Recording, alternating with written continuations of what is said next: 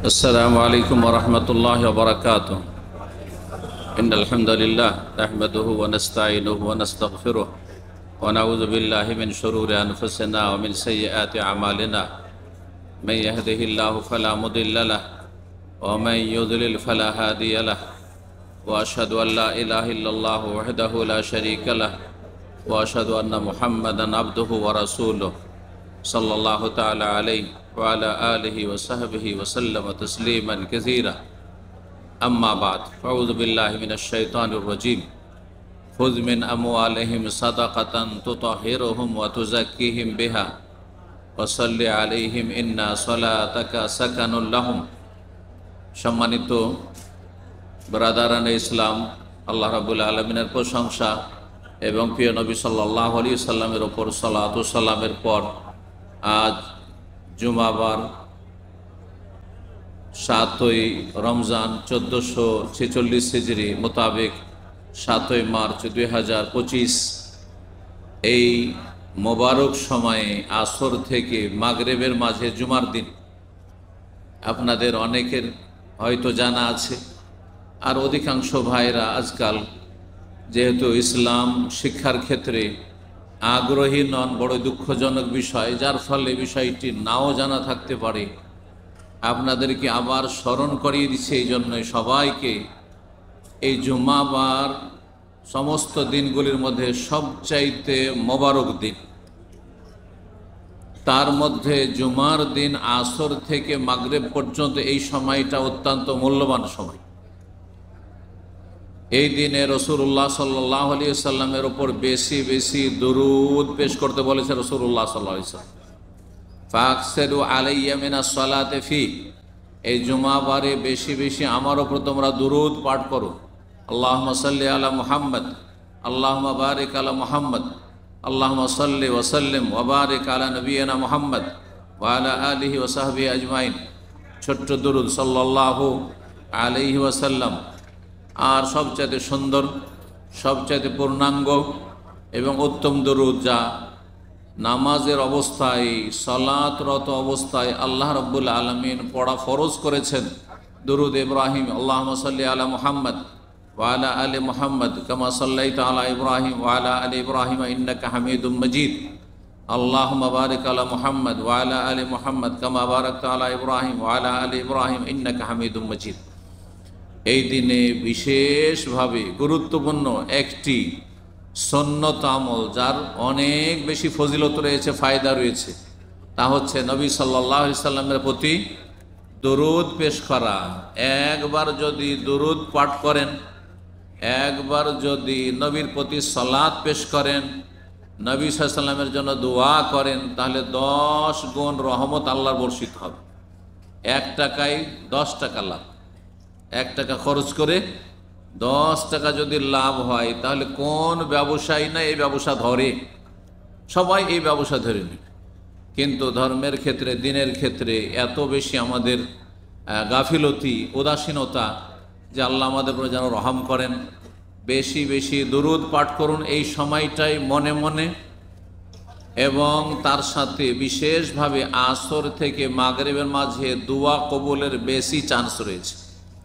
রাসূলুল্লাহ সাল্লাল্লাহু আলাইহি ওয়াসাল্লামের হাদিস এই জুমাবার সম্পর্কে, যে ফিহে সাআতুন, জুমার দিনে একটি মুহূর্ত রয়েছে, অল্প সময়ের মুহূর্ত, সেটা 2-4 মিনিট হতে পারে, 1-2 মিনিট হতে পারে, তার কম হতে পারে, বেশি হতে পারে, অল্প সময় রয়েছে। লা ইউআফিকু আবদুন মুসলিমুন ইয়াসআলুল্লাহ শাইআম মিন খাইরাই দুনিয়া ওয়াল আখিরাহ, যদি কোন মুমিন মুসলিম বান্দা ঈমান ইসলামের অবস্থায়, আর তাও যদি রোজা অবস্থায়, কত ভালো অবস্থা, তাহলে চিন্তা করি, যদি আল্লাহর কাছে কোনো কিছু চান, মিন খাইরাই দুনিয়া ওয়াল আখিরাহ, দুনিয়ার কোনো ভালো জিনিস হোক অথবা আখিরাতের কোনো ভালো বিষয় হোক, জান্নাত চান আপনি, জাহান্নাম থেকে রক্ষা চান, দুনিয়ার রুজির বরকত চান, সুস্থতা চান, মানসিক পারিবারিক ইত্যাদির শান্তি চান, আপনি ছেলে মেয়েদের প্রতিপালন, আল্লাহর কাছে ভালো প্রতিপালন চান, আপনি নেক স্ত্রী চান, যা কিছু দুনিয়ার চাইবেন ভালো,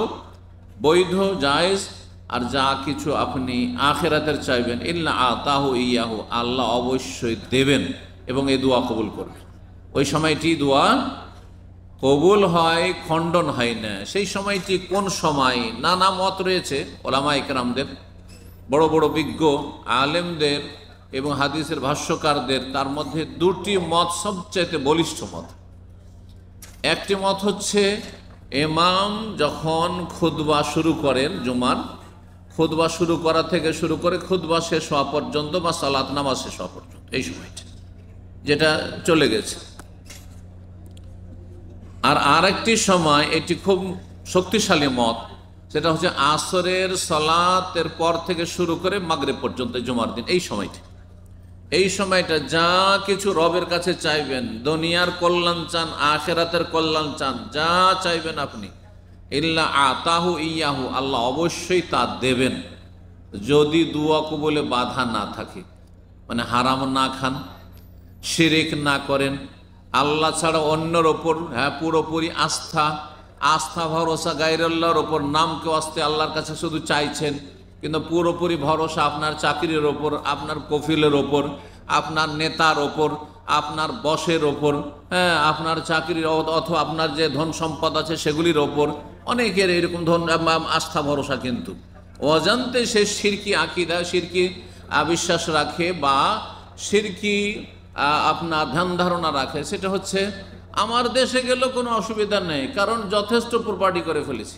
তো আপনার আল্লাহর উপর ভরসা না আপনার ওই প্রপার্টি সম্পদের ভরসা? আমার কোনো চিন্তা নেই, কারণ আমি একটা বিল্ডিং রেখেছি, সেখান থেকে আমার 1-2 লাখ টাকা মাসে ভাড়া আসে। তাহলে আল্লাহর উপর ভরসা নেই, আপনার ওই যে ভাড়া আসছে ওর উপর ভরসা রয়েছে। আমার কোনো চিন্তা নেই, ভালো একটা চাকরি আছে আর কফিল খুব সন্তুষ্ট আছে, তাহলে আপনার কফিলের ওপর, কোম্পানির ওপর, চাকরির ওপর ভরসা। এই শিরকগুলো কিন্তু অনেক নামাজি লোক করছে। এভাবে দোয়া কবুল হবে না। যিনি সব কিছুর দাতা, যিনি আপনার চাকরি দিয়েছেন, যিনি আপনাকে সুস্থতা দিয়েছেন, যিনি আপনাকে হায়াত মত সব কিছু দিতে পারেন, এক্ষুনি আল্লাহ উঠিয়ে নিতে পারেন।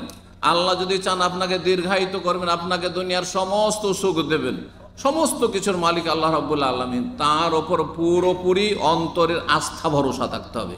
আর সেটা কথা কাজে প্রমাণিত হইতে হবে যে আপনি আল্লাহর উপরে ভরসা করেন, দুনিয়ার মাধ্যম, সোর্স, উপায়, উপকরণ উপরে আপনি আস্থা ভরসা করেন না। আপনি এগুলো বিষয়ের সংশোধনের প্রয়োজন রয়েছে। দোয়া করছেন, কিন্তু আসল ভরসা কিসের ওপর? আমার তো আছে, সাইডে অনেক কিছু আছে, আমার কোনো চিন্তা নেই। তাহলে কিসের দোয়া কবুল হবে? আল্লাহর কাছে তো আপনি অন্তর থেকে চান না, আপনি তো অন্য জায়গায় কোনো আস্থা রেখেছেন। সুতরাং এই বিষয়গুলি বোঝার চেষ্টা করবেন। ভূমিকাতে জুমার দিন বলে এই কথাগুলি বললাম। বেশি বেশি দোয়া করুন, যেটা আপনার জন্য উপকারী হবে, আপনার ছেলে মেয়েদের জন্য, পরিবারের জন্য উপকারী হবে, আপনার ভবিষ্যতের জন্য উপকারী হবে। দুনিয়া আখেরাতে আপনি এই দোয়ার দ্বারা লাভবান হবেন এবং আপনি দুনিয়া আখেরাতে সুখের জীবন হাসিল করবেন। আল্লাহ রাব্বুল আলামিন যেন আমাদের সকলকে সুখময় জীবন দান করেন। আজকের যে বিষয়টি নিয়ে আলোচনা করব সেটি হচ্ছে ফাজাইলে সাদাকা, দান সাদকার ফজিলত। এই জন্য আলোচনা করব যে রমজান মাস হচ্ছে সাদাকার মাস। রমজান মাস যেমন কোরআনের মাস, কোরআন তেলাওয়াত নিয়ে গতকালকে আলোচনা করেছি। রমজান মাস হচ্ছে কিসের মাস? বিশেষভাবে দান সাদকার মাস। তার আগের দিনে 12-14টি নেক আমল যা রমজান মাসে আপনি বেশি বেশি করবেন, এই বিষয় নিয়ে আলোচনা করেছি। তার একটি ছিল বেশি বেশি অধিক পরিমাণে দান সাদকা করা। যত বেশি দান সাদকা করতে পারেন, সারা বছর দান করবেন, কারণ সারা বছর আল্লাহ আপনাকে নিয়ামত দিচ্ছেন, টাকা পয়সা দিচ্ছেন। সারা বছর গরিব দুঃখী অভাবী আর আত্মীয় স্বজন, পাড়া প্রতিবেশী যারা আপনার চাইতে অভাবে রয়েছে বা যাদের প্রয়োজন রয়েছে, যারা অন্যের দিকে তাকিয়ে রয়েছে যে তাদের কিছু সাহায্য সহযোগিতা হবে, তাতে তাদের সংসার চলবে আর তাদের অভাব দূর হবে। সুতরাং গোটা বছরেই দান খায়রাত কিছু না কিছু করতেই থাকবেন। ফরজ জাকাতের পরে শুধু জাকাত দেওয়া যথেষ্ট নয়, জাকাত ছাড়াও আল্লাহর নিয়ামত, ধন সম্পদে মানুষের হক রয়েছে। এ কথাটি সবসময় মনে রাখবেন। আপনি শতকরা 2.5 টাকা দিয়ে দিলেন আর একটা পয়সা, ওটাও তো অনেকে দেয় না, 9-6 করছেন, কিন্তু রবের কাছে গিয়ে ফেঁসে যাবেন। জাকাত দিয়েই আপনি পার পেয়ে গেলেন আর কিছুই করবেন না, আপনি দান সাদকা, এটা চলবে না। এটা হচ্ছে কৃপণতার জীবন। আপনি কৃপণ, বখিল মানুষ তাহলে, এবং আপনার হিসাব হবে এই ধন সম্পদের, যে তোমাকে ধন সম্পদ দিয়েছিলাম কক্ষিগত করার জন্য, না পাশের লোকদের খোঁজ খবর নেওয়ার জন্য। সুতরাং এই সাদকার যে বহুমুখী ফজিলত রয়েছে এবং বহুমুখী ফলাফল রয়েছে, দুনিয়ায় লাভবান হবেন, আখিরাতে লাভবান হবেন। আর আপনি আল্লাহ রাব্বুল আলমিনের ইনশাআল্লাহ তাআলা আল্লাহ রাব্বুল আলমিন আপনাকে নিরাপদ রাখবেন, বালা মুসিবত থেকে মুক্ত রাখবেন। আর রুজিতে বরকত হবে, রুজি স্থায়ী হবে, ধন সম্পদ স্থায়ী হবে, বহুমুখী বরকত রয়েছে এবং ফজিলত রয়েছে। সেগুলির কিছু বিষয় আজকে আপনাদেরকে শোনাবো। প্রথম যে বিষয় দিয়ে শুরু করব দান সাদকা সম্পর্কে, তা হচ্ছে দান সাদকা হচ্ছে একজন মানুষের ঈমান ইসলামের সত্যতার প্রমাণ।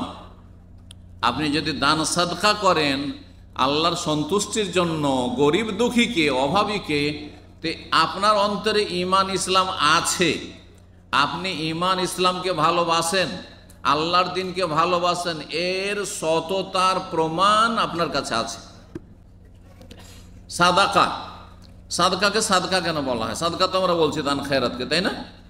সাদাকা, সদ দাল কাফ, সাদাকা মানে সত্য। হ্যাঁ, সিদক আর কিজব, কেজেব বা কিজব হচ্ছে মিথ্যা, আর সিদক হচ্ছে মানে সত্য। তো যেই ব্যক্তি দান সাদকা করে তার মানে তার অন্তরে যে ঈমান রয়েছে এবং সে যে ঈমান ইসলামের দাবি করে যে আমি মুসলিম, তার এই ঈমান ইসলামের সততা আছে, আন্তরিকতা আছে। পক্ষান্তরে যে কৃপণ, সেই ব্যক্তির ঈমান ইসলামে তার সততা নেই। জি, সে দাবি করে মুসলিম কিন্তু সে ইসলামের প্রমাণ বহন করে না। নবী সাল্লাল্লাহু আলাইহি সাল্লামের এই মর্মে হাদিস রয়েছে, সাদাকা হচ্ছে ওয়াকাট্ট প্রমাণ, আর সাদাকাত বুরহান, আর সাদাকাত বুরহান। সেই বুখারীর হাদিস, রাসূলুল্লাহ বলছেন সাদকা হচ্ছে ওয়াকাট্ট দলিল প্রমাণ। কিসের দলিল? আপনি যখন দান সাদকা করছেন তার মানে আপনার অন্তরে ঈমান আছে, ঈমানের দলিল প্রমাণ। সব কিছু দলিল লাগে, জমি জায়গা দাবি করলে দলিল লাগে, এই জিনিসটা আমার দলিল প্রমাণ সাক্ষী লাগে। তো সাদকা প্রমাণ বহন করে যে আপনি সত্যি অন্তর থেকে আল্লাহর প্রতি ঈমান নিয়ে এসেছেন, রসুলের প্রতি ঈমান নিয়ে এসেছেন, কোরআনের প্রতি ঈমান নিয়ে এসেছেন, কিবলার প্রতি ঈমান নিয়ে এসেছেন, জান্নাত জাহান্নাম পরকালের প্রতি ঈমান নিয়ে এসেছেন। আপনি বিশ্বাসী মুমিন মুসলিম, আপনি অবিশ্বাসী কাফের মুনাফিক কপট না। এ হচ্ছে রাসূলুল্লাহ সাল্লাল্লাহু আলাইহি ওয়াসাল্লাম হাদিস। এবং সাদাকা একটি গুরুত্বপূর্ণ ইবাদত, যার মাধ্যমে আল্লাহর নৈকট্য অর্জন সহজ হয়ে যায়। সমস্ত ভালো মানুষরা আল্লাহর সান্নিধ্য লাভের যথাসাধ্য চেষ্টা করে, যার জন্য যেটা দিয়ে সম্ভব। এবং বহুমুখী ইবাদতের আল্লাহর উপর পথ পন্থা রেখেছেন, কারণ একটি ইবাদত সবসময় করতে মানুষের একঘেয়েমি আসতে পারে, বিরক্তি আসতে পারে। কিন্তু আপনি ইবাদতের ধরন চেঞ্জ করেন, কখনো নামাজ পড়লেন তো কখনো দোয়া করছেন, কখনো জিকির করছেন, কখনো তওবা ইস্তেগফার করছেন, কখনো দান সাদকা করছেন, কখনো রোজা রাখছেন আপনি। এইভাবে বহুমুখী ইবাদত বন্দেগীর বিধান আল্লাহ কেন দিয়েছেন? যাতে করে মানুষ সব সময় আল্লাহর সন্তুষ্টির কাজে লেগে থাকে।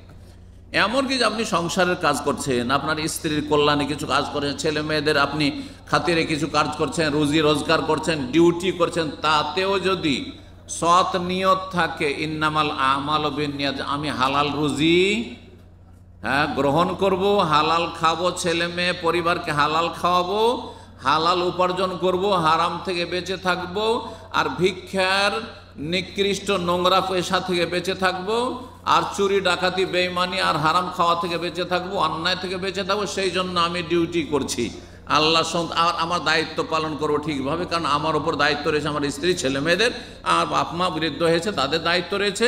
এই চেতনা নিয়ে যদি আপনি ডিউটিও করেন, সেটাও কিন্তু আপনার সওয়াবের কাজ, নেকির কাজ, নবী সাল্লাল্লাহু আলাইহি ওয়াসাল্লাম হাদিস দ্বারা প্রমাণিত। এই জন্য মুসলিম জীবন হচ্ছে ইবাদতের জীবন।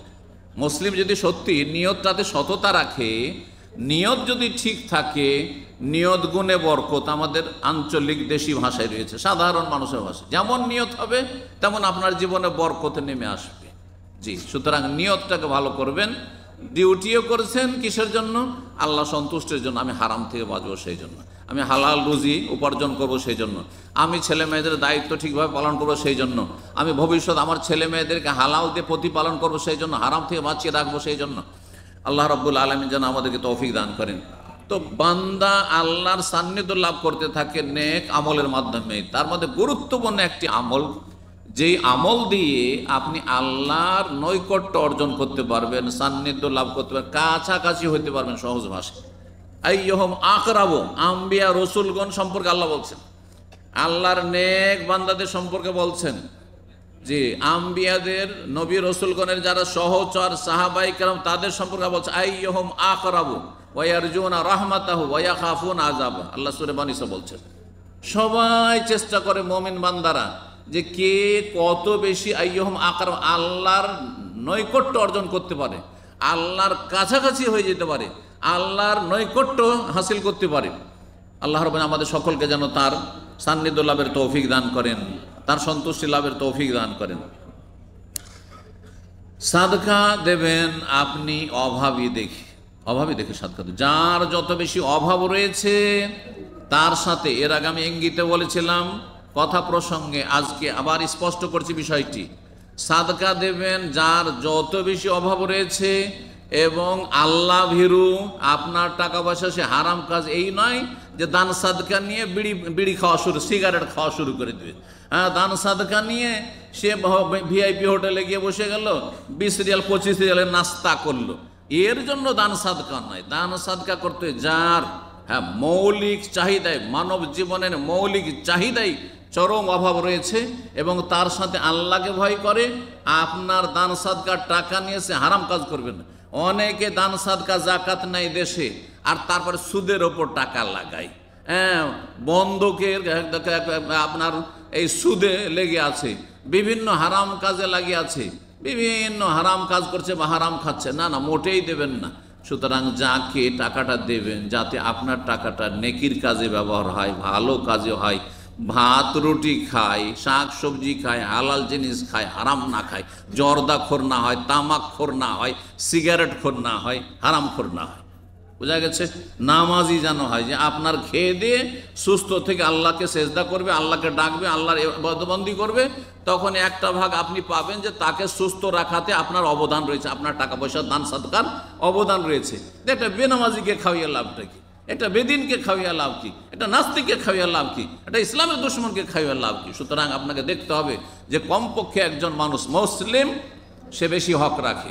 হ্যাঁ, অমুসলিম মরে যাচ্ছে তখন তার প্রাণ রক্ষা করা সওয়াবের কাজ, কিন্তু আপনার মুসলিম ভাইরা বেশি অভাবী অমুসলিমদের তুলনায়, আর মুসলিম ভাইকে উপেক্ষা করে ধার্মিক আল্লাহভীরু ভাইয়েরা বেশি অভাবী, তাদেরকে উপেক্ষা করে, তাদেরকে না দিয়ে আপনার স্বজন, আপনার গ্রামের, আপনার আত্মীয় বেনামাজি বেদিন, আর তাদেরকে আপনি দেবেন দান সাদকা, এইটা আপনার ইমানের দাবি নয়, ইমানের পরিপন্থী কাজ। আপনার ইমানের দাবি হচ্ছে মুসলিম ভ্রাতৃত্ব বন্ধন মজবুত থাকা, যে কে আল্লাহকে ভালোবাসে, রসুলকে ভালোবাসে, দিনকে ভালোবাসে, ইসলামকে ভালোবাসে, তাকে আমি দান সাদকা করবো। ওয়ালা ইয়াকুলু তাআমাকা ইল্লা তাকী, রাসূল বলছেন তোমার খাবার দাবার দান সাদকা যেন মুত্তাকি আল্লাহ ভীরু পরহেজগার ভালো মানুষ খায়, ভালো মানুষ যেন খায়, খারাপ মানুষকে নয় যে খাওয়িয়ে দেয় আর তার দ্বারা পাপ করাবেন। জি, আল্লাহ রাব্বুল আলামিন বোঝার তৌফিক দান করেন। এবং তার সাথে ধার্মিক মুসলিম, ভালো মুসলিম অন্তত এতটা যে ফরজ ওয়াজিব আদায় করে, হারাম নাজায়েজ থেকে বেঁচে থাকে, প্রকাশ্য হারাম নাজায়েজ কাজ করে না, আর প্রকাশ্য ফরজ ওয়াজিব ছাড়ে না, আর তার সাথে সেই ব্যক্তি বেশি অভাবী, আর সেই ব্যক্তি তার সাথে সাথে যদি আপনার নিকটাত্মীয় হয় আরও ভালো, কারণ আগের গুণগুলো ঠিক আছে, আপনার গ্রামবাসী হয়, আপনার প্রতিবেশী হয় তো আরও বেশি ভালো। আর এইভাবে আপনি দান সাদকা করবেন, আর তারপরে দূরের লোকদেরকে দেবেন, তারপরে দূরের যারা রয়েছে তাদেরকে দেবেন, যদি অতিরিক্ত দান সাদকা আপনার কাছে থাকে। দান সাদকা আল্লাহর সন্তুষ্টির জন্য করলে আল্লাহ রাব্বুল আলামিন তার অশেষ পুরস্কার দেবেন, এই মর্মে বেশ আয়াত কোরআনে কারিমে রয়েছে। এবং দান সাদকা হালাল করবেন, হারাম পয়সা দান সাদকা করে কোনো সওয়াব হয় না। অনেকে হারাম জীবন যাপন করে, পশ্চিমা দেশে থাকে, আর ওই আপনার মদের বারে চাকরি করে, অথবা শুকুরের গোস্ত আর যেই রেস্টুরেন্টে বিক্রি হয় সেগুলোতে চাকরি বাকরি করে, আর তারপরে মনে করে যে অনেক পাপ তাপ করছি, আর তারপরে একটু পাক পবিত্র হওয়ার জন্য উমরায় চলে আসে, মাঝে মাঝে হজে চলে আসে, আবার দান সাদকাও করে। এই হারাম পয়সার দান সাদকা করে কিছুই পাবেন না। কিন্তু এই জন্য টাকা পয়সাটা কি হইতে হবে? হালাল রুজি হইতে হবে। এই মর্মে একটি হাদিস শোনাই, সহিহ মুসলিমের হাদিস। রাসূলুল্লাহ সাল্লাল্লাহু আলাইহি ওয়াসাল্লাম বলছেন, মা তাসাদ্দাকা আহাদুন বিসাদাকাতিন মিন তাইয়্যিবিন, বান্দা যা কিছু সাদকা করবে সে যেন তৈয়ব, পাক পবিত্র, হালাল হয়, হারাম রোজগার না হয়। ওয়ালা ইয়াকবালুল্লাহু ইল্লা তাইয়্যিবা, আল্লাহ পাক পবিত্র হালাল দান সাদকা ছাড়া হারাম রোজগার কবুল করবেন না। হারাম পয়সা, সুদের পয়সা, ঘুষের পয়সা, বেইমানি করা পয়সা, আত্মসাৎ করা পয়সা, আর অন্যায়ভাবে হারাম ব্যবসা বাণিজ্য করে রোজগার করা পয়সা, আর সেগুলি আপনি দান সাদকা করবেন, এটা আল্লাহ কবুল করবেন না, কোনো নেকি দেবেন না। ইল্লা আখাযাহার রহমানু বিয়ামিনি, যখন হালাল ধন সম্পদ উপার্জন যখন দান সাদকা করে তখন আল্লাহ তার ডান হাতে নিয়ে নেন। সুবহানাল্লাহ। আল্লাহ কি করেন? ইয়াখুযুর রহমানু বিয়ামিনিহি, তাহলে বোঝা গেল আল্লাহর হাত আছে না নেই? আল্লাহর হাত আছে না নেই? খবরদার বললে মানে আল্লাহর কুদরতি হাত, আল্লাহর কুদরতি পায়ে সিজদা করলে, এগুলো গুমরা পথভ্রষ্টদের কথা। কুদরতি মুদরতি আপনাকে লাগাবার অধিকার দেওয়া হয়নি। আল্লাহর হাত আছে, আল্লাহ বলেছেন, হ্যাঁ ইয়াদুল্লাহ আল্লাহ বলেছেন, বরং দুই হাতের কথা, ইয়াদাহু মাবসুতাতান, আল্লাহ দুই হাত উদার প্রশস্ত, আল্লাহ কোরআনে বলেছেন। সুতরাং আল্লাহর হাতকে কুদরত বলে আপনি অপব্যাখ্যা করবেন, পথভ্রষ্ট গোমরা বক্তা হোক, আলেম হোক, আর জালেম হোক, আর পাবলিক হোক, সাধারণ লোক হোক না কেন, জাহেল, সে ইসলামের কিছুই জানে না, আল্লাহ সম্পর্কে তার জ্ঞান নেই। আল্লাহর হাত আছে কার মতো? আল্লাহর মতো বলবেন। আপনার হাত কার মতো? আপনার মতো, সোজা কথা, ঠিক না? আপনার হাতের তুলনা তোর বানরের সাথে করব না, ঠিক কিনা? যে মানুষের হাত বানরের, মানুষের হাত মানুষের মতো, ঠিক তেমনি আল্লাহর হাত আল্লাহর মতো, আল্লাহর জন্য যেমনটা সমীচীন, যেমনটা উপযোগী, ব্যাস, তুলনা করবেন না। আল্লাহর হাতকে অস্বীকার করা কুফরি, আল্লাহর হাতকে কারোর সাথে তুলনা করা, সৃষ্টির সাথে তুলনা করা, ওইটাও কুফরি। দুই কুফরি থেকে বাঁচতে হবে।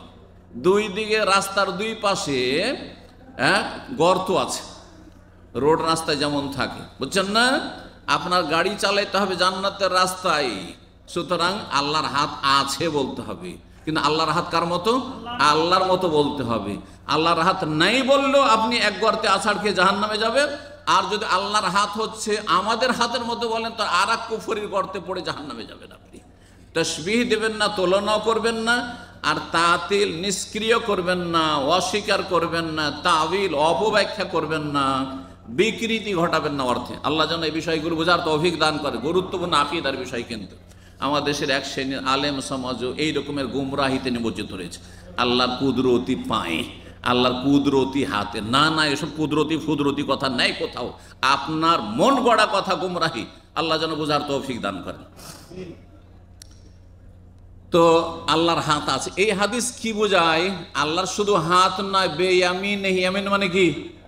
ডান, ডান হাত আছে আল্লাহ রাব্বুল আলামিন বলা হয়েছে, এতে বোঝা গেছে।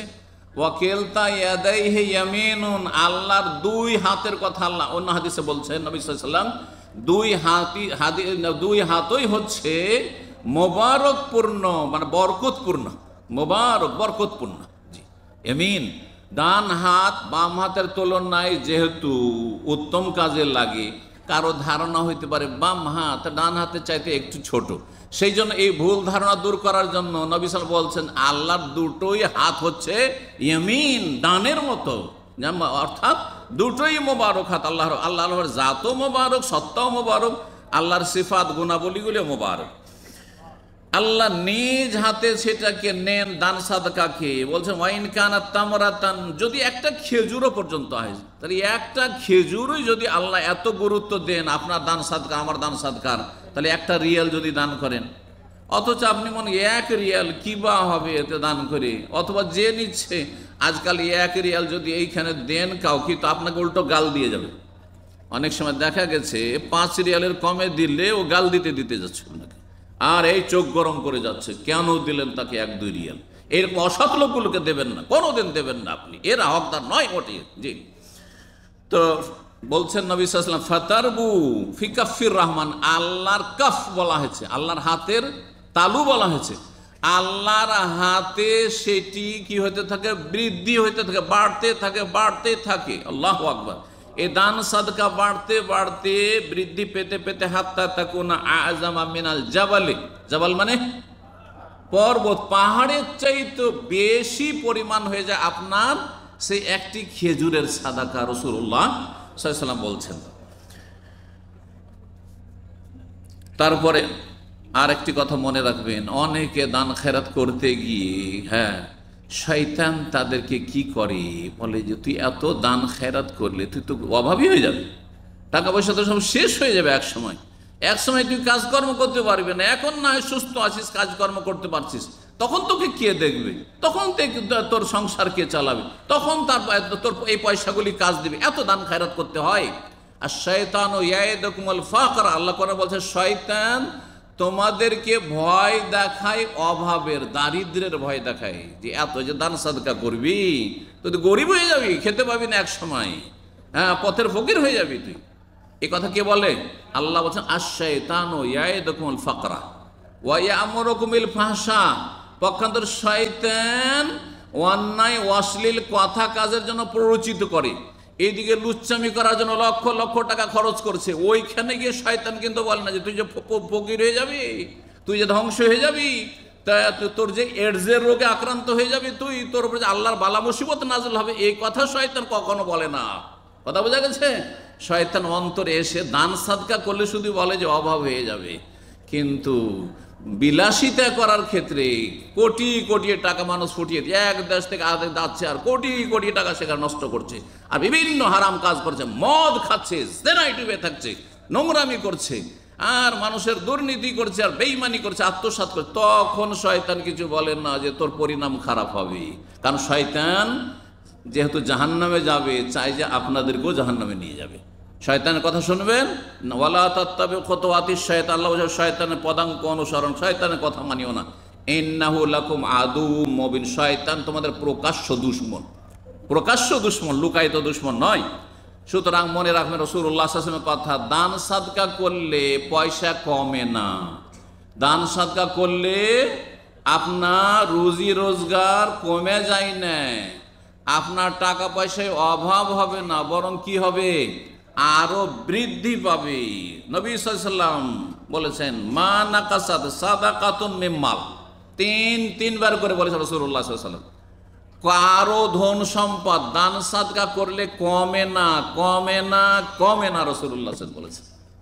পরীক্ষিত দেখবেন একটা পরিবারে ভালো করে স্টাডি করে 5 ভাই আছেন, হয়তো বড় ভাই বা মেজো ভাই, ওদের মধ্যে যে কেউ হোক না, অধিকাংশ ক্ষেত্রে বড়রা এটা বেশি করে, তাদের অবদান বেশি থাকে, সবচেয়ে বেশি সংসারে খরচ করেছে, সবচেয়ে বেশি যেই ব্যক্তি সংসারে খরচ করেছে সারা জীবন খরচ করতে গেছে, আর ছোটগুলো এরা সমান সমান ওই বাবার কাছ থেকে ভাগ নিয়েছে, বড় ভাই মেজো ভাইয়ের ইনকাম থেকে বাবা মায়ের নামে নাজায়েজ জমি জায়গা হয়েছে, আর তার সেখান থেকে সমান সমান ভাগ নিয়ে, আর স্বামী স্ত্রী 2 জন মাত্র খানেওয়ালা, আর এর বাড়িতে 10 জন হয়ে গেছে, বড় ভাই মেজর 10 জন হয়েছে, তারপর দেখা যাচ্ছে ছোটদের অভাব ছোটে না, আর বড়র ধন সম্পদের বরকতের শেষ নাই। এটা পরীক্ষিত বিষয়, এটা পরীক্ষিত, বহু মানুষকে দেখতে পাবেন এরকম, আর আপনার আমার লাইফও এরকম থাকতে পারে।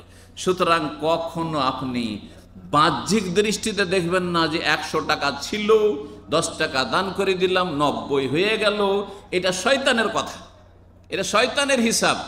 আর আপনার হিসাব হচ্ছে যে রাসূলুল্লাহ সাল্লাল্লাহু আলাইহি ওয়াসাল্লাম গায়েবের কথা বলেছেন, অদৃশ্যের কথা বলেছেন, ওহির কথা, আসমানি সিলেবাসের কথা বলেছেন, মা নাকাসাত সাদাকাতুন মিন মাল, ধন সম্পদ কমে না দান সাদকা করলে। আরও শুনেন সহিহ বুখারী মুসলিমের হাদিস, যখন প্রতিদিন সকাল হয় 2টো ফেরেশতা আকাশ থেকে নেমে আসে, মা মিন ইয়াউমিন ইউসবিহু লিবাদু ফীহি, এমন কোনো দিন নাই যেই দিন কোনো মানুষের ভোর হয়, ইল্লা মালাকান ইয়ানজিলানে, 2টো ফেরেশতা নেমে আসে আকাশ থেকে জমিনে, আর একজন নেক দোয়া দেয় আর একজন বদ দোয়া দেয়। ইয়াকুলু আহাদুহুমা, 2 জন ফেরেশতার একজন বলে আল্লাহুম্মা আতে মুনফিকান খালাফা, আল্লাহ যে বেশি বেশি দান খায়রাত করে, সাদাকা করে, তাকে তুমি উত্তম বিকল্প দান করো, মানে যা দান করবে তার চাইতে অনেক বেশি বৃদ্ধি করে তাকে দান করো, খালাফ, উত্তম বিকল্প দান করো। ওয়াকুলুল আখার, দ্বিতীয় ফেরেশতা বদদুয়া দেয় কাকে? কৃপণ বখিলকে। আল্লাহুম্মা আতে মুমসিকান তালাফা, হে আল্লাহ যারা কৃপণ বখিল সবসময় মুষ্টিকে বেঁধে রাখে আর পকেটে ঢুকে গেলে টাকা আর বের করতে চায় না, গরিবকে দিতে চায় না, অভাব মুসলিম সমাজের অভাব দূর করতে চায় না, আর যারা অসহায় তাদের পাশে দাঁড়ায় না, এরা হচ্ছে কৃপণ মুমসিক। এদেরকে তুমি সর্বনাশ করো। তালাফ মানে এদেরকে তুমি বিনষ্ট করো, এদেরকে তুমি বরবাদ করো, এদেরকে তুমি তুমি ধ্বংস করো, এদের রুজির বরকতকে তুমি ধ্বংস করো। আল্লাহুম্মা আতে মুমসিকান তালাফা, যে বখিল কৃপণ আল্লাহ তার সর্বনাশ করো, তার ধন সম্পদকে নষ্ট করো। এই জন্য দেখা যায় কৃপণ মানুষ আর দান সাদকা তো করেই না, আত্মীয় স্বজনকে তো দেয় না, কোনো ভাই বোন কেউ বাড়িতে আসবে, আত্মীয় স্বজন আসবে, তাদের আপ্যায়নও করে না, আর গরিবদের পাশের গরিবদের কোনো খোঁজ খবর নেয় না, আর খুব বিলাসিতার জীবন যাপন করছে, নিজের ছেলে মেয়ের জন্য সীমাহীন খরচ করছে। এমন ধস নেমে আসলো, স্ত্রী ক্যান্সারে আক্রান্ত, যা এখন খরচ কর 10-20 লাখ টাকা দিয়ে। আরেকটা একেবারে মহাবিপদ, এমন দুর্ঘটনা হইলো সে নিজেই পঙ্গু হয়ে গেল, একবারে শয্যাশায়ী। আর কত রকমের বালা মুসিবত, অথবা বাড়িতে চুরি হয়ে গেল, ডাকাতি হয়ে গেল, ছিনতাই হয়ে গেল, আপনজন প্রিয়জন যাকে নিয়ে তার সমস্ত নাচানাচি ছিল সেই ব্যক্তি সেখানে মারা গেল, ধ্বংস হয়ে গেল। বহু বালা মুসিবত আর বিপদ আপদ। জি, খেলাধুলা করতে গেছেন আর সেখানে গিয়ে দুর্ঘটনা হয়ে গেল। কোনো জায়গায় গেছেন, আমোদপুর বিনোদন করতে গেছেন, কর্নিশে বিচে গিয়েছেন, আর সেখানে গিয়ে ছেলেটা ডুবে গেল, মারা গেল। এসব বালা মুসিবত আসে আপনার পাপের কারণে। আপনি আপনার ব্যাকগ্রাউন্ডটা চেক করে দেখেন, আপনার বায়োডাটাটা চেক করে দেখেন যে আপনার আমল আচরণটা আল্লাহর সাথে কেমন রয়েছে, ইসলামের সাথে কেমন রয়েছে, রসুলের সাথে কেমন রয়েছে। আল্লাহ রাব্বুল যেন বুঝার তৌফিক দান করেন। সুতরাং কখনো ধোঁকা খাবেন না। যারা পাপী তারা কখনো সুখে শান্তিতে নেই। 2-4-10 দিনের 5 বছর 10 বছরের সুখে কখনো প্রতারিত হবেন না, ধোঁকা খাবেন না। আল্লাহ রাব্বুল আলামিনের কথা সত্য, রাসূলুল্লাহ সাল্লাল্লাহু আলাইহি ওয়াসাল্লামের কথা সত্য। এই ছিল রাসূলুল্লাহ সাল্লাল্লাহু আলাইহি ওয়াসাল্লামের হাদিস। বখিলের জন্য প্রতিদিন ফেরেশতা জমিনে নেমে এসে বদদুয়া করতে থাকে সর্বনাশ হওয়ার, আর যারা দান সাদকা বেশি করে, দান খায়রাত করে, তাদের জন্য বরকতের দোয়া করতে থাকেন। আল্লাহ যেন ফেরেশতাদের দোয়া আমাদের হাসিল করা তৌফিক দান করেন। মনে রাখবেন, ধন সম্পদ আপনাকে আল্লাহ খুব পছন্দ করেছে সেই জন্য দিয়েছে এমন কথা ভাববেন না। পয়সাওয়ালাদেরকে বলছি, ধনীদেরকে বলছি, সুখী আর্থিক দিক থেকে যারা সচ্ছল তাদেরকে বলছি, অধিকাংশ মুসলিম ভাইরাকে দেখি যখন 2টা পয়সা হয় তখন এমন গল্প ঝাড়ে বুঝেন তো, এমন বন্ধু মহলে আর আত্মীয় স্বজনে বড় বড় ডায়লগ ঝাড়ে কি যে আল্লাহ আমার উপর খুব সন্তুষ্ট, আল্লাহ আমার উপর খুব খুশি রয়েছে, দেখেন না আমার অভাব নেই, যেখানে হাত দিয়ে ওইখানেই লাভ, যেখানে হাত দিয়ে ওইখানেই লাভ, আর যেদিকে সেদিকে পয়সা আর পয়সা, আমার সুখের শেষ নাই। ওর ভিতর প্রকাশ করুক আর না করুক বলতে চাইছে যে আল্লাহ আমাকে খুবই পছন্দ করেছে। না না না, ভালো করে শুনে রাখেন, বেশি পয়সা আল্লাহ কাউকে দিয়েছেন আর বেশি ক্ষমতা দিয়েছেন, নেতৃত্ব দিয়েছেন, আপনাকে আল্লাহ বেশি ভালোবেসেছেন সেই জন্য আপনাকে রাষ্ট্রনায়ক বানিয়ে দিয়েছেন, এমন কথা নয়। আপনাকে আল্লাহ বেশি পছন্দ করেছেন সেই জন্য আপনাকে এমএলএ এমপি বানিয়ে দিয়েছেন, অথবা আপনাকে চেয়ারম্যান বানিয়ে দিয়েছেন, আপনাকে ধনকুব বানিয়ে দিয়েছেন, আপনার জন্য ব্যবসা বাণিজ্যের রাস্তা খুলে গেছে। সৌদি আরবে এসে আপনি ইনভেস্টার হয়ে যেতে বলে 700 টাকা বেতন থেকে এখন ইনভেস্টার। এটাতে কখনো ভাবিয়েন না যে আল্লাহ খুব খুশি আছে আপনার ওপর। এটা আপনার আর একটা ধোঁকা, আর এক প্রতারণায় আছেন। বরং কোরআনে আল্লাহ রাব্বুল ইরশাদ করছেন, ধন সম্পদ বড় ফিতনা, কিন্তু এক ঝামেলা। ফিতনা মানে কি? আল্লাহ ঝামেলায় ফেলেছে। এই ঝামেলা থেকে মুক্তি লাভ করতে পারেন তো ভাগ্যবান, আর এই ঝামেলায় যদি ফেঁসে যান তো মহাবিপদ কিন্তু। জি, ভালো করে মনে রাখবেন।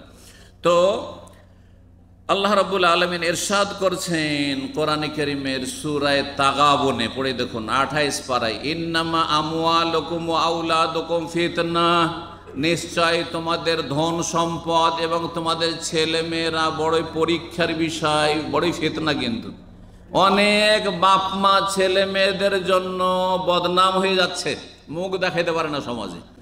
অনেক বাবা মা ছেলে মেয়েদের কারণে আসামির কাঠগড়ায় হাজির হইতে হচ্ছে। অনেক বাবা মাকে ছেলে মেয়েদের কারণে পথের ফকির হয়ে যেতে হচ্ছে, অথবা লাঞ্ছিত অবদস্থ হইতে হচ্ছে, অথবা অসৎ জীবন যাপন করছে।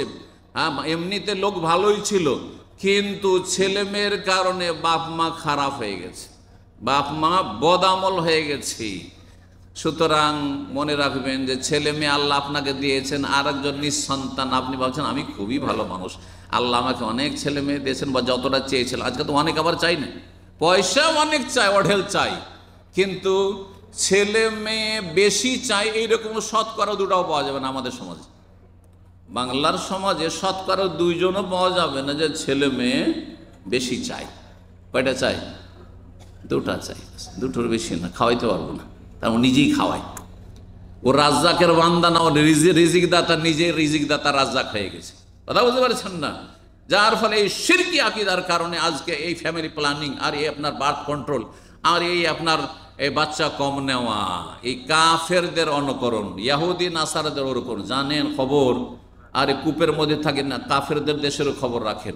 কাফেরদের দেশে, অমুসলিম দেশে যারা মুসলিমদেরকে বলছে তোমরা বাচ্চা কম নাও, তাদের দেশে উৎসাহিত করা হচ্ছে তোমরা ছেলে মেয়ে বেশি নাও, নাহলে দেশ আবাদ করবে কে? আমাদের তো বাংলাদেশ থেকে লোক নিয়ে আসতে হচ্ছে, ইন্ডিয়া থেকে নিয়ে আসতে হচ্ছে, তৃতীয় বিশ্ব গরিব দেশগুলো থেকে লোক নিয়ে এসে আবাদ করতে হচ্ছে, না হলে দেশের তো জেনারেশন শেষ হতে যাচ্ছে।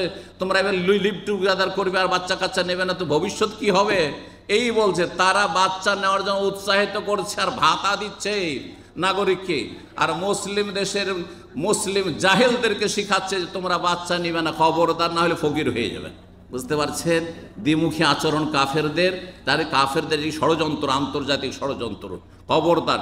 এই ষড়যন্ত্রে ইনভলভ রয়েছে এক সেই অসৎ চিকিৎসকরা, যে সেখানে গেলে একবারে কসাইয়ের মতো দিবে সিজার করে, যাতে করে তুই বাচ্চা বেশি নিবি, যাতে দুটো তিনটার বেশি নিতে সাহসী না করিস। এই অসৎ চক্রে এরা। আল্লাহ এদের অনিষ্ট থেকে রক্ষা করে, জাতিকে, সমাজকে, মুসলিমকে, মানব জাতিকে আল্লাহ হেফাজত করে। বলছিলাম যে ধন সম্পদ ফিতনা, যেমন ছেলে মেয়ে ফিতনা। সুতরাং পয়সা বেশি হয়েছে আপনি সুখী, একথা কখনো মনে করবেন না, হয়তো এটি আপনার বালা মুসিবত রয়েছে। ধন সম্পদ যদি আল্লাহ সন্তুষ্টির কাজে খরচ করেন, তাহলে দুনিয়া আখেরাতে সম্মানিত, দুনিয়াতে মানুষও আপনাকে ভালোবাসবে। আরে ধন সম্পদকে যদি আপনি দান সাদকা করেন, গোটা গ্রামের অভাবী আপনাকে আল্লাহর পরে ভালোবাসবে, যে এর মাধ্যমে আমাদের কত যে আমাদের অভাব দূর হচ্ছে, আর কত যে সাহায্য সহযোগিতা তার কাছে পাচ্ছি, আর কত যে আমাদের অশান্তিগুলো বা আর্থিক সংকটগুলি দূর হচ্ছে। অন্তর থেকে ভালোবাসবে, অন্তর থেকে দোয়া দিবে। পক্ষান্তরে ধন সম্পদ হারাম কাজে লাগালে আল্লাহরও লানত, মানুষেরও লানত। গ্রামবাসী যারা গরিব অভাবী যখন বালা মুসিবতে পড়বেন আর একটা পয়সা দেন না গ্রামের গরিবদেরকে, তখন বলবে ঠিক হয়েছে, ভালো হয়েছে, ধ্বংস হয়েছে, ভালো হয়েছে। কথা বোঝা গেছে না? সুতরাং হিংসুককে হাসার সুযোগ দেবেন না, অভাবীদেরকে আপনার বালা মুসিবতে হাসার সুযোগ দেবেন না, বরং অভাবীদের পাশে দাঁড়িয়ে তাদের হিতাকাঙ্ক্ষী হয়ে তাদের অন্তরকে জয় করবেন। এর মাধ্যমে আল্লাহর সন্তুষ্টি হাসিল করতে পারবেন। আল্লাহ যেন তৌফিক দান করেন। মানুষ যদি আল্লাহর সন্তুষ্টির জন্য নেকির কাজে ধন সম্পদ ব্যয় না করে, গুনহার কাজে করে। গুনহার কাজে করা মানে আপনি আল্লাহর নিয়ামত পয়সা দিয়ে আপনি হারাম কাজ করছেন। আপনি পয়সা আছে, একেবারে গিয়ে বসলেন আপনি ভিআইপি হোটেলে, যেখানে আপনার 20 টাকার একটা খাবার যথেষ্ট একজন মানুষের জন্য, সেখানে একজন 100 রিয়াল করে খরচ করে খাচ্ছেন। কিন্তু আপনাকে যদি বলা হয় যে 100 রিয়াল খরচ করে আপনি এই রোমান্সিয়ায় খাচ্ছেন, তো অমুক জায়গায় খাচ্ছেন, তমুক জায়গায় খাচ্ছেন, বলুন তো আপনি 10টা টাকা একটা গরিবের জন্য দান করেন? তো বলছেন না না না ভাই, টাকা পয়সা। তখন আপনার পালপিটেশন শুরু হয়ে যাচ্ছে। আপনি মনে করছেন সুখী, না আপনার মতো দুঃখী কেউ নাই। আপনার পরিণাম খুব খারাপ রয়েছে। হাসর মাঠে আসামির কাঠগড়ায় হাজির হবেন। হাদিসটি দিয়ে আলোচনা শেষ করছি। রাসূলুল্লাহ সাল্লাল্লাহু আলাইহি ওয়াসাল্লাম বলেন, লা তাজুলু কাদামা আবদিন ইয়াউমাল কিয়ামাতি হাত্তা ইউসআলা আন খামসিন। মানুষ কিয়ামতের দিন আল্লাহর সামনে থেকে সরতে পারবে না যতক্ষণ পর্যন্ত 5টি বিষয় সম্পর্কে জিজ্ঞাসা না করা হবে। আন ওমরেহি ফিমা, আপনার বয়স সম্পর্কে, যে তোমার এই 60 বছরের বয়স 70 বছর বয়স কিসে গিয়েছিল। ওয়ান শাবাবে, যৌবন সম্পর্কে, কোথায় ক্ষয় করেছিল, যৌবন ইবাদতবন্দি করেছিলে কিনা, আল্লাহর দিন মেনে চলেছিলে কিনা। ওয়ান ইলমিহি মাজা আমিলা ফি, আর দিনের জ্ঞান অর্জন করেছিলে কিনা, আমল করেছিলে কিনা, ফরজ ওয়াজিব আদায় করেছিলে কিনা। ওয়ান মালিহি, আর পয়সা সম্পর্কে আল্লাহ জিজ্ঞাসা করবে। দুটো সওয়াল, দুটো প্রশ্ন করবে। মিন আইনা ইকতাসাবাহু ও ফিমা আনফাকাহু, কোথা থেকে ইনকাম করেছিলে আর কোথায় খরচ করেছিলে। ইনকাম সোর্স হালাল ছিল না হারাম, জবাব দিতে হবে। আর তার সাথে কোথায় খরচ করেছিলে, কতটা খরচ করেছিলে। অপচয় অপব্যয় তো করনি, হারাম কাজে তো খরচ করনি, তোমার টাকা পয়সাতে মদ তো খাওনি, গাঁজা তো খাওনি, এবং পাপ তো করনি। আল্লাহ রাব্বুল আলামিন যেন প্রস্তুত থাকার তৌফিক দান করেন হাসরের মাঠে পাস করার জন্য, কামিয়াবির জন্য। আল্লাহ রাব্বুল আলামিন যেন আমাদেরকে নেক আমলের তৌফিক দান করেন। ওয়া জাযাকুমুল্লাহু খাইরান। এবং শেষখানে একটি কথা বলে শেষ করি, যে ধনীরাও জান্নাতে যাবে, গরিবরাও জান্নাতে যাবে যদি ঈমান ইসলাম ঠিক থাকে। তারপরেও ধনীদের কে জান্নাতে যেতে গরিব মুসলিমদের তুলনায় 500 বছর সময় লাগবে। 500 বছর পরে ধনীরা জান্নাতে যেতে পারবে। কেন? হিসাব দিতে দিতে দিতে দিতে 500 বছর লেগে যাবে। এইদিকে গরিব মানুষ যখন আল্লাহর কাছে যাবে, আল্লাহ বলবে যে তোমার হিসাব দাও। আল্লাহ, আমার তৌহিদের হিসাব ঠিক আছে, শিরিক করিনি, বেদাত করিনি। আল্লাহ, আমার 5 ওয়াক্ত নামাজ ঠিক আছে, আমার রমজান মাসের রোজা ঠিক আছে। জাকাত, আল্লাহ গরিব ছিলাম, জাকাত দিব কি, পয়সাই তো ছিল না। হজ, আল্লাহ পয়সাই ছিল না, তো হজ আর করবো কি। পাস, যাও জান্নাতে চলে যাও, জান্নাতে চলে যাবে। 500 বছর আগে জান্নাতে চলে। সুতরাং বেশি পয়সাতে বেশি আনন্দিত হবেন না, বরং আল্লাহর শুকরিয়া আদায় করেন। যদি আল্লাহর শুকরিয়া আদায় করতে, নেকি করতে পারেন পয়সা দিয়ে, তাহলে জান্নাতে যাওয়া সহজ হবে, না হলে বড় মুশকিল হয়ে যাবে। রাসূলুল্লাহ সাল্লাল্লাহু আলাইহি ওয়াসাল্লাম বলেছেন, ইবগুনি যফা, আমাকে হাসরের মাঠে, হাসরের ময়দানে তোমরা গরিব দুঃখী অভাবীদের মাঝে তলাশ করিও। রাসূলুল্লাহ সাল্লাল্লাহু আলাইহি ওয়াসাল্লামকে খুঁজে পাবেন গরিবদের মজলিসে, রাজাদের মজলিসে খুঁজে পাবেন না, পয়সাওয়ালাদের মজলিসে খুঁজে পাবেন না। যারা আর্থিক সচ্ছল বেশি, ধনকুব, তাদের মাঝে খুঁজে পাবেন না, বরং গরিব মুসলিম ধার্মিক আল্লাহ ভীরু তাদের মাঝে রাসূলুল্লাহ সাল্লাল্লাহু আলাইহি ওয়াসাল্লাম খুঁজে পাবেন শাফাআতের জন্য, হাউজে কাউসারের পানির জন্য। আল্লাহ রাব্বুল আলামিন যেন নবী সাল্লাল্লাহু আলাইহি ওয়াসাল্লাম হাউজে কাউসার আমাদেরকে দান করেন, এবং রাসূলুল্লাহ সাল্লাল্লাহু আলাইহি ওয়াসাল্লাম শাফাআত আমাদেরকে দান করেন। আমাদের রোজা আল্লাহ কবুল করেন, আমাদেরকে তারাবি আল্লাহ কবুল করেন। আল্লাহ রাব্বুল আমাদের ফরজ নফল যেন কবুল করেন, এবং জুমার দিন আল্লাহ আমাদের গুনাহ খাতা যেন মাফ করে দেন। আমাদের বাবা মায়ের উপরে যেন আল্লাহ রহম করেন। ছেলে মেয়েদের ইমানি ইসলামী তরবিয়তকে প্রতিপালনকে আল্লাহ যেন সহজ করে দেন। আমাদের শারীরিক, মানসিক, আর্থিক, সার্বিক যেন আল্লাহ রাব্বুল আলামিন বরকত দান করেন, এবং সমস্ত বালা মুসিবত থেকে আল্লাহ যেন হেফাজতে রাখেন। ওয়া জাযাকুমুল্লাহু খাইরান ওয়া সাল্লাল্লাহু আলা নবিয়িনা মুহাম্মদ ওয়া আলা আলিহি ওয়া সাহবিহি আজমাইন।